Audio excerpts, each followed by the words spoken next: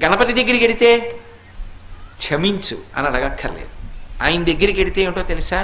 2 చేస్తే చాలు, ప్రసన్నుడైపోతాడు.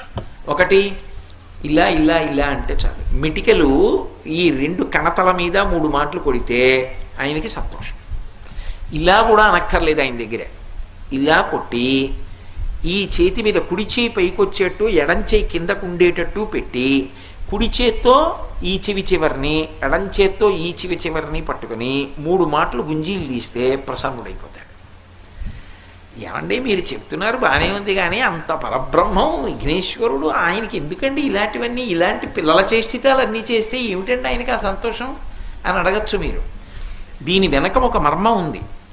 ఒకప్పుడు అగస్త్య మహర్షి మహానుభావుడు, సామాన్యుడు కాడైన ఆయన ఆ దక్షిణ దేశంలో ద్రవిడ దేశం దగ్గర ఒక పర్వతం మీద కూర్చొని తపస్సు చేస్తున్నాడు. ద్రవిడ